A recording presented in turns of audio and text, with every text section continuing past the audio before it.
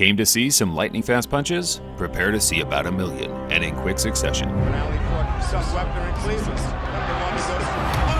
Welcome back to another Top 25 Countdown here on Boxing Legends TV. Today, we present the ultimate list of boxing's most elite rapid-fire pugilists. Thomas really nailed! Big left hook, big right hand! Down it goes, big left Thomas! It feels like an eternity since we've uploaded one of these, but today's video will stand above all others before and after. Raw clips, performance cards, key stats, and most importantly, a migraine for the poor men that had to share the ring with them. Now Ortiz is gonna... Oh my God! The fighters will be ranked by pound for pound, so you might see a few slightly slower, bigger guys higher up, but I can assure you, to make this list, you've got to be a speed demon of the highest order. Young competitive fighter instead of just an old name fighter. First up, we have the currently active George Linares. Quiere acabar esto, señores. No está viendo de nuevo el de Venezuela atacando. Siento que los dos están cortados. Good work from Linares. There are only a handful of fighters listed today that still participate in the sport, but I think it's fair to say the lightweight warrior has proven his deadly fast hands at world level long enough to earn a spot. But it would be an upset. Oh, down goes Campbell on a right hand by Linares. Lou Dibble was asking for back in that between the 6th and 7th round. And Eddie Hobson pouring it on. Good activity for Hobson. He can put 10, 12 punches together. Right now, Sonny Long doesn't really know what to do. Oh, look out, he's going for more. There's 3. Is there one more? There is. If you're wondering who the hell Eddie Hobson is, don't be alarmed. I can actually imagine there are a few hardcore fans watching this thinking the same thing. Well, it was obvious that he could not deal with the hand speed of Eddie Hobson tonight. Another step in the development of Eddie Hobson. Now back to Sam.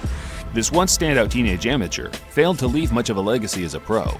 In all honesty, he had the tools to be an elite champion, but was never the same after suffering his first defeat at 26-0.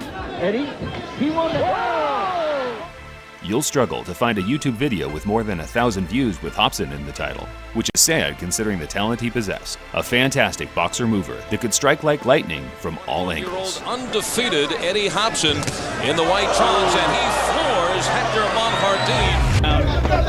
Oh, good combination by Judah. Pouring it on. No doubt hoping to finish with a knockout. Then you would have had a problem. I'd be really upset.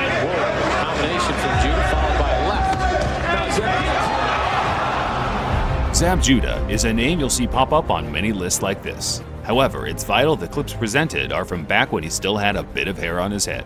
Sure, they're a bit grainier in terms of visual quality, but it's before the 2000s when his speed and reflexes were at their most ferocious. Evidence of that here in the opening minutes.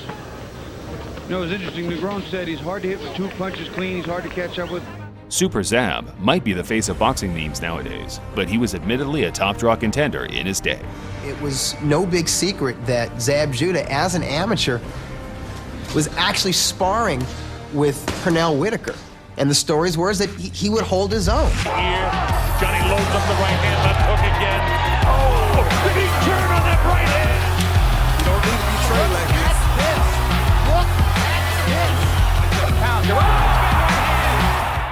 There were so many things to love about Johnny Tapia, with his amazing fighting style being just one of them. Angles. He's embarrassing the WBA's #1 contender. What can I tell you? One of the most unique boxers in history for the way he could knuckle down and trade in the center of the ring. Tapia had that crazy sort of speed that looked sped up at times, but I can assure you, like all the other clips in this video, it hasn't been manipulated in any way. That real power. Look at that. Whoa. Whoa, what a thump as Walker hits the canvas. North to finish the man puts another 2 rights down the pipe. They were down the pipe. It was a good comeback. Terrible Terry Norris was an explosive beast in his prime. If his opponent showed a slight glimpse of weakness, he would pounce faster than a starving cheetah, whether the bell had sounded or not. Round 3.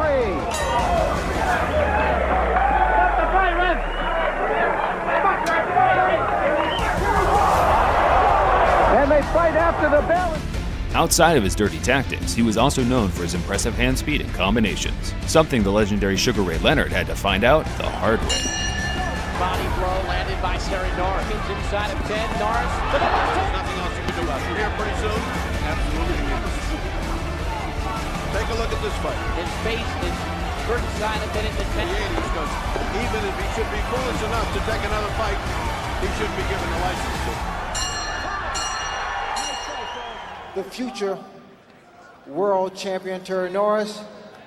This is my last fight. Thank you for coming out. God bless you all. Remember, Gardner has never been stopped, but he is now. Look at those heads. The unending combination.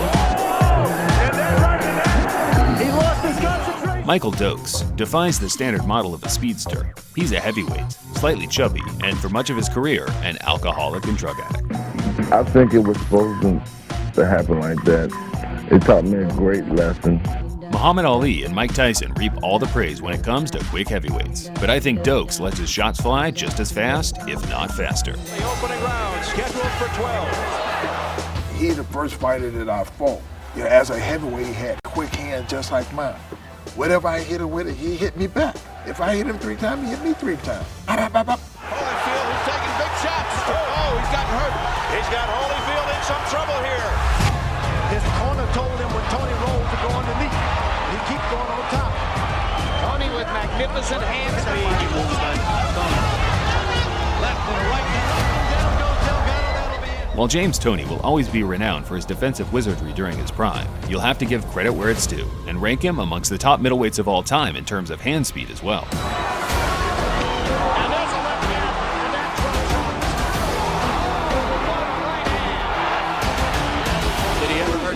I got milk, baby. Who's next? Toney has an incredible 30-year career in professional boxing, winning countless titles across countless divisions. While I enjoy watching an overweight James toy with the guys up at cruiser and heavyweight, nothing compares to the slim 160-pound version of himself. A good 6 to 7 years of pure destruction.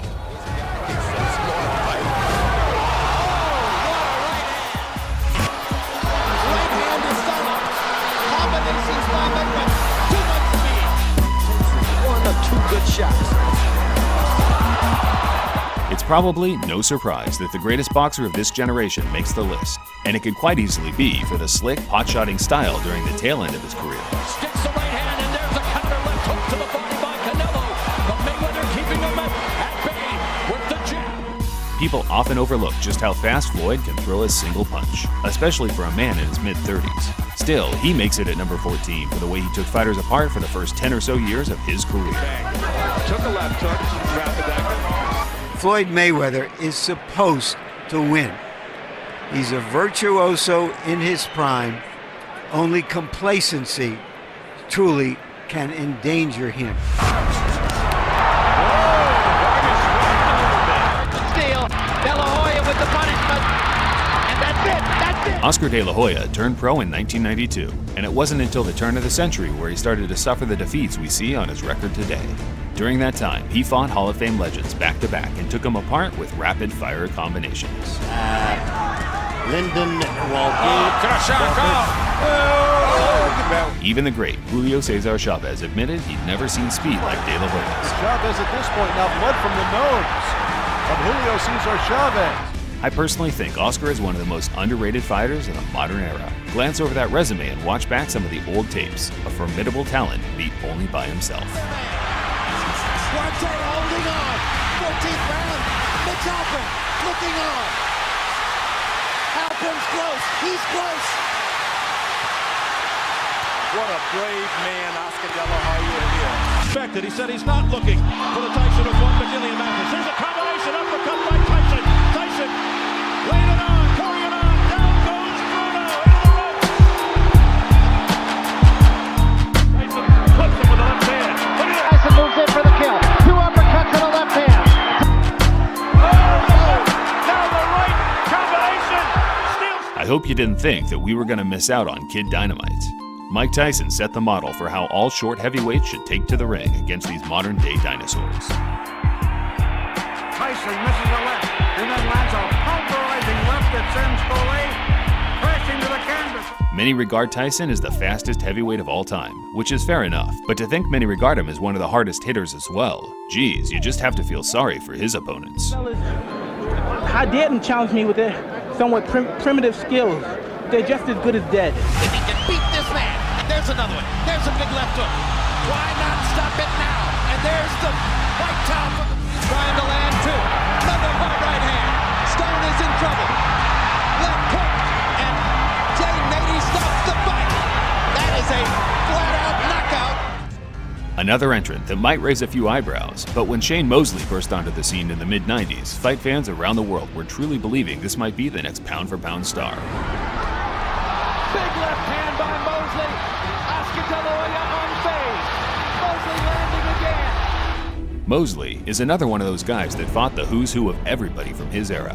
A three-weight world champion that, if he didn't whip your ass, would certainly go down trying. A future Hall of Famer for sure. Mosley. Another big right hand. Mayweather's knees buckled on the second right hand. Good left hand to the body, right to the chin, down goes Impavo.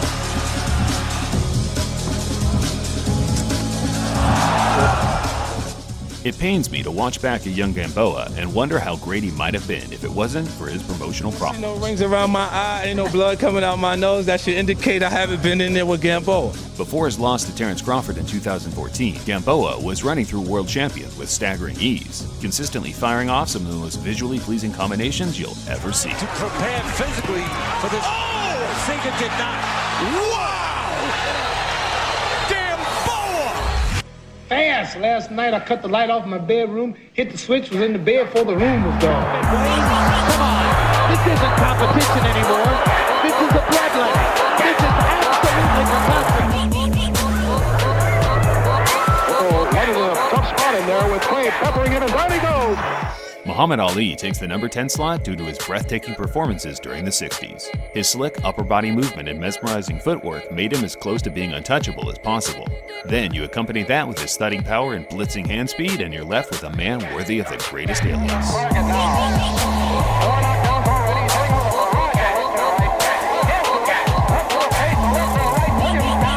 But the man's in trouble. I'm going to show you how great I am. Continues to fire resolutely in round 6. And that comes straight down the middle. Although that left hand. Body shot with the left side back down. The boxing world had never quite seen a prime fighter like Manny Pacquiao before. Not just because he blitzed through 8 weight divisions, but rather the manner and how he dealt with elite world champions back to back. Fire against fire. Down the stretch. One of my personal favorites of all time, Manny was a true champion in and out of the ring. He took on every challenge life could throw at him and conquered them all in devastating fashion. From the year 2000 to 2010, we witnessed one of the greatest primes in any boxer's career. Although many will argue Floyd was a better fighter, you can't deny the entertainment value Manny brought to the ring. I can handle his punches, he's just too fast. Was that basically the story of the fight? Yeah, he was too fast. Fucker was too fast.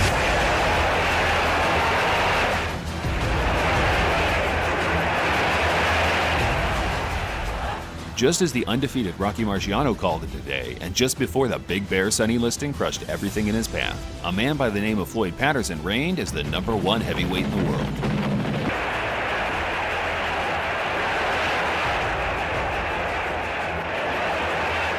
Patterson had unprecedented skills. He could leap 5 feet across the ring and land a 4-punch combination in the blink of an eye, so fast it could be missed by the viewers at home. For me, Patterson is the fastest heavyweight in history. At his best, it was like watching a bigger version of Sugar Ray Robinson.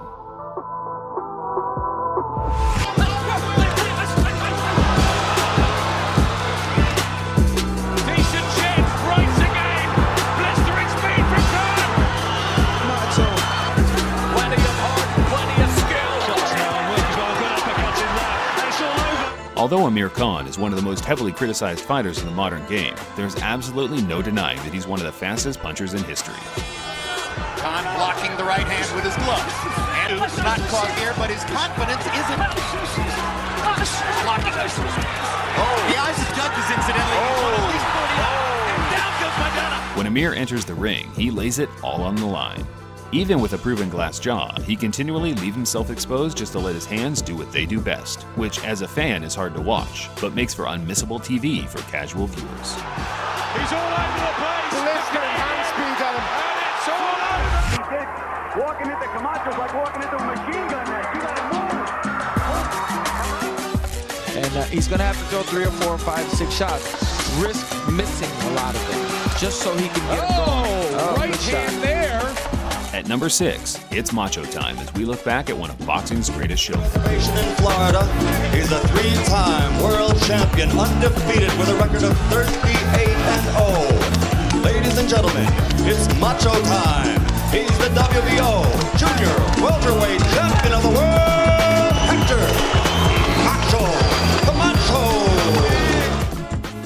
Hector Camacho wasn't everyone's favorite prospect as he began climbing the ranks in the early 80s. The guy was cocky as hell and could often be quite disrespectful in the ring, but as time passed, our hearts grew fonder of this Puerto Rican street kid that was just living life to the max and enjoying his job. Just tune in, keep watching me. What can I tell you? It's Macho time.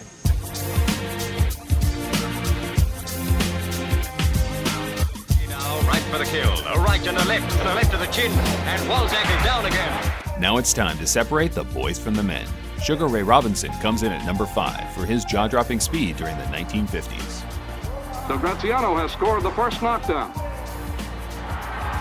And there goes his mouthpiece, and Graziano hits the canvas. Just bear in mind, there's no fight footage of him in his true prime 6 or 7 years prior to this, where it's reported by the men at ringside he was much faster and punched considerably harder. Oh, I saw him at his best, and he was the best fighter ever lived, pound for pound.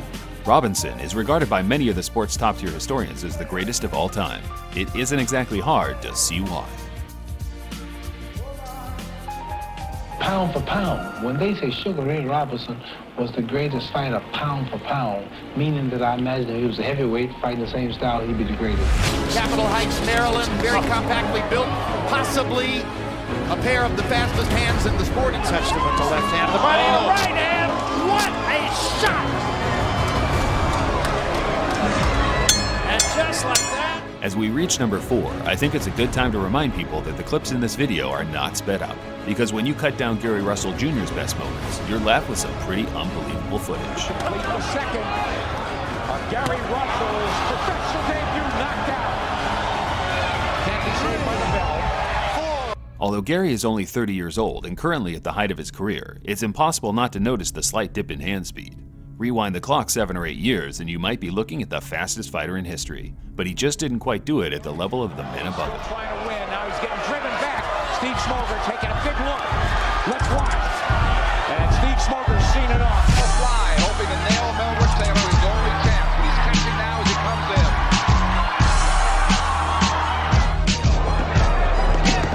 Open in their fight very early. Good exchange in the middle of the ring. During the 1984 LA Olympics, we saw a rise in hot young prospects.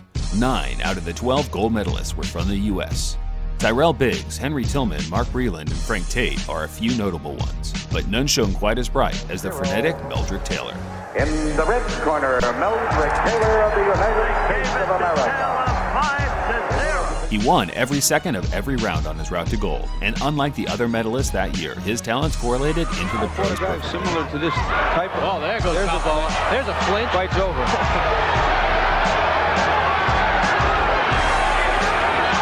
There goes the mouthpiece. Frank Cappuccino ends it. Taylor was sadly never the same after his devastating first loss to Julio Cesar Chavez. He continued to fight for many years after, but it was clear he suffered some sort of brain damage in that fight. What Meldrick was landing on Chavez, as soon as they landed, the effect was gone. But what Chavez was landing on Meldrick had to carry those punches around with him till the end of the fight, like luggage. Combinations, hold on, timber. What a series of punches. The knee, off balance, ready to fall to the floor. With much better power than he's given credit for. Hitting him with combination of punches. A southpaw, as so many of them are. Sugar Ray, look at those hands. The unending combination, right early on. How many are getting through? Well, at least some. Sugar Ray Leonard epitomized the saying, "Speed kills." Within his first 10 years of being pro, he became a champion in 5 different weight categories, beating some of the sport's greatest pugilists along the way.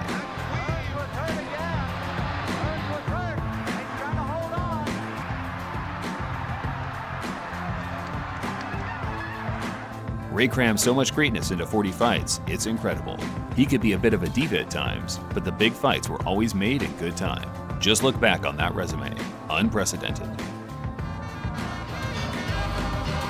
And Bryant putting up a big fight against Roy Jones. And their man is just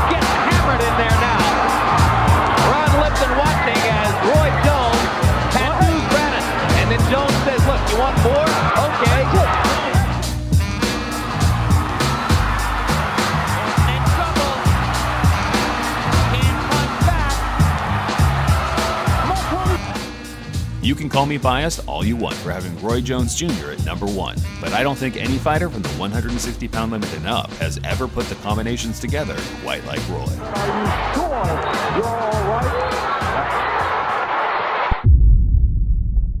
Because some guys seem to be forgetting and thinking that I'm a nice guy or something. I am nice, but I'm awful crucial with these hands. We had to keep the fighter bios quite short for this video, considering we had to cover 25 of them. But if you're new around here and want to learn more, just check back through our content and I'm sure you'll be able to find a deeper look into the stories and skill sets of most guys listed. Thanks for watching, fight fans. Until next time, this is Boxing Legends TV, signing off.